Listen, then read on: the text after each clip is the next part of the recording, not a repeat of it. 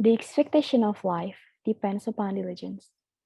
The mechanic that will perfect his work must first sharpen his tools.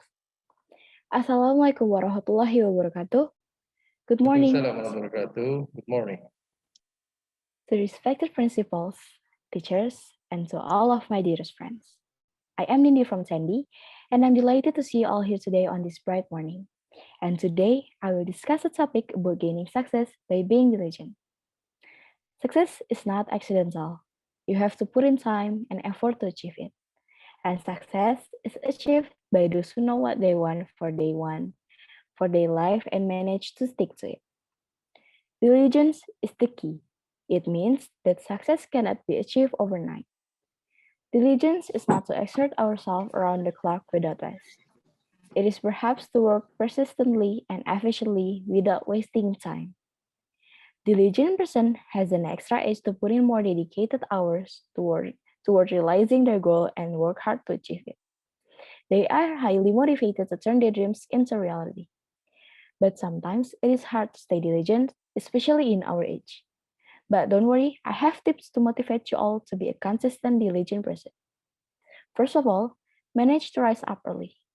If you want to be an early riser, then it means that you need to train yourself to sleep early every night. Second one is try to do exercise in the morning to shake off your laziness, and it also boosts your day. Next, set a goal in certain period, a week, maybe a month, 2 months, 6 months, or set an annual goal or maybe make a daily to-do list. Also try to make a plan on how to achieve your goal.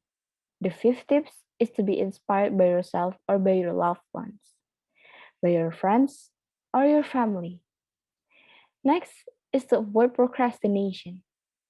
Let me tell you that the biggest enemy of diligence is procrastination. Learn to say no to pleasure. Control yourself before your work is done. Value your time as gold and manage to finish your task before due. Lastly, I have some quotes for you guys. Ketekunan bisa membuat yang tidak mungkin menjadi mungkin. Ketekunan membuat kemungkinan kecil menjadi kemungkinan besar dan ketekunan lah yang akan membuat kemungkinan besar menjadi pasti. By Robert Half. Tapi sungguh, siapapun yang sabar dan tekun akan indah. I think that's all from me. I hope my tips can help you to improve yourself. Thank you for listening. Have a great day. Wassalamualaikum warahmatullahi wabarakatuh.